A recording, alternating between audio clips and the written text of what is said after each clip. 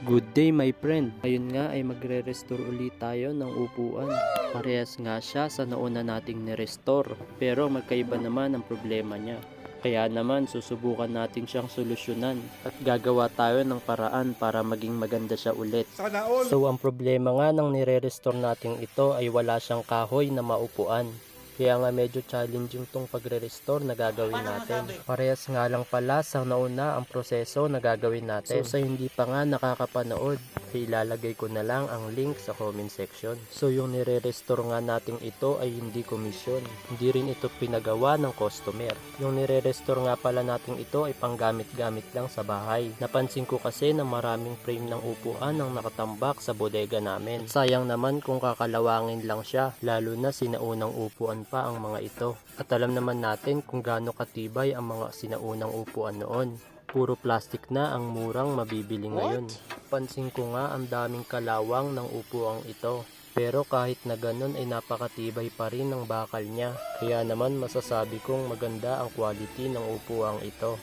So gumamit nga pala ako ng grinding disc para kinisin at alisin yung mga kalawang niya. Umabot din pala ako ng mahigit 30 minutes para kinisin yung frame na to. At sinigurado ko nga na maalis lahat ng mga kalawang niya para naman maging maganda ang pagpipintura na gagawin natin. Tip nga pala kapag gagamit kayo ng mga machineries katulad ng grinder ay wag niyong kalimutang maglagay ng proteksyon sa tenga nyo. So pwede tayong gumamit ng earbuds at headphone para ma-reduce yung noise. So ito pala yung sandala na pinutol natin kanina. So puputulin ko nga siya para naman may kapitan yung kahoy na ikakabit natin. So hinati-hati ko nga pala siya sa maliliit na parte. Hindi ko nga pinahalata na napaso ako dyan. Inabot din pala ako ng 10 minutes sa pagputol niyan.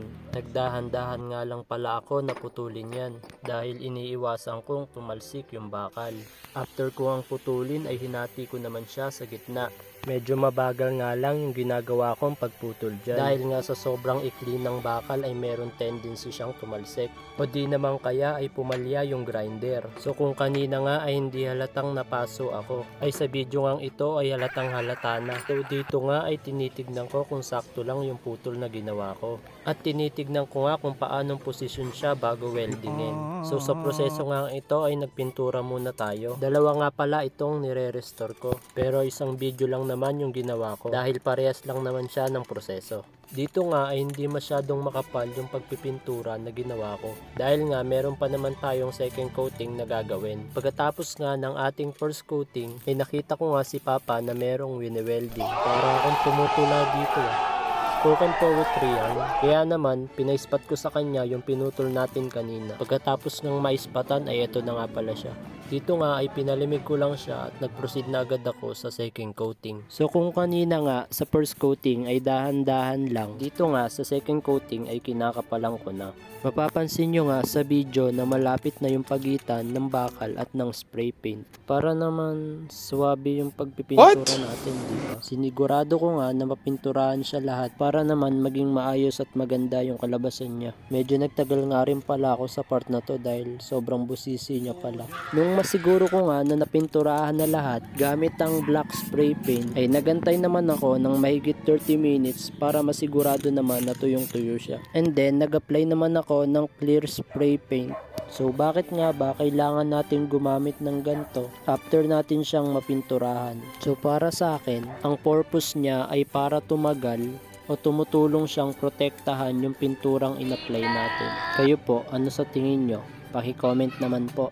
After nga nating magpintura ay nag-proceed naman ako sa pinakakahoy niya. So gagamitin nga pala natin yung kahoy ng nauna nating ni-restore bilang guide sa paggawa ng bilog. So meron nga pala akong pinaglumaang kahoy. So ito nga yung gagamitin ko bilang top sa upuang nire-restore natin. Mukha ngang patapon na yung kahoy na to. Pero alam nyo ba na ito yung gustong gusto kong gawing furniture? Yung tipong patapon na yung kahoy tapos iisipan mo ng ideya at concept para maging kapaki-pakinabang siya. Kaya nga, ito yung mababasa nyo sa bio ng page na to. Pagkatapos nga pala natin siyang mabilog at malagari, nagsimula na rin pala ako na lihain siya. At una ko ang ginawa ay gumamit muna ng carving disc para mapulido ko yung pagkakabilog niya. So yung kahoy nga pala na to ay acacia. Isa nga pala ito sa paborito kong kahoy na ginagamit sa furniture. Sa sobrang gaspang nga ng kahoy ay sinimulan ko ang pagliliha gamit ang number 80 sanding paper. After nga ng 180 ay nag-jump naman ako sa 120, then 180, then nag-proceed na ako sa pinaka-last at yun nga yung 240. Ito din pala yung pinakamahirap na part, yung pagliliha.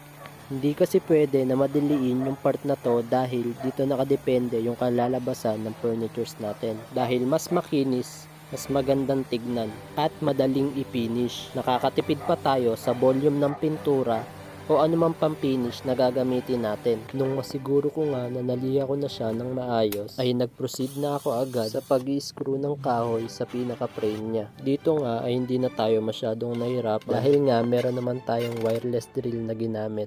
By the way, 1-inch screw nga pala ang gamit ko dyan. Hindi kasi okay yung masyadong mahaba dahil tatagos naman sa kahoy. So ito na nga yung kinalabasan ng ginawa natin. For finishing nga ay gagamit lang ulit tayo ng boiled linseed oil. Ito nga din pala yung ginamit natin na pang finish na nauna nating ni-restore. Madali nga lang palang ipang finish ito dahil i-apply mo lang siya sa kahoy tapos gagamit ka lang ng rubber gloves. At dahil nga wala akong rubber gloves ay gumamit na lang ako ng plastic bilang alternative. Sa paggamit nga nito ay patutuyuin mo lang siya ng isang araw. Dahil nga satisfied na ako sa kinalabasan niya ay hindi na ako mag-a-apply ng second coating. Ito nga yung itsura niya nang hindi ko pa siya nire-restore. Tapos ito naman yung kinalabasan niya pagkatapos natin i-restore. Ano sa tingin nyo? Pa-comment naman sa baba. Part and follow na din. Salamat!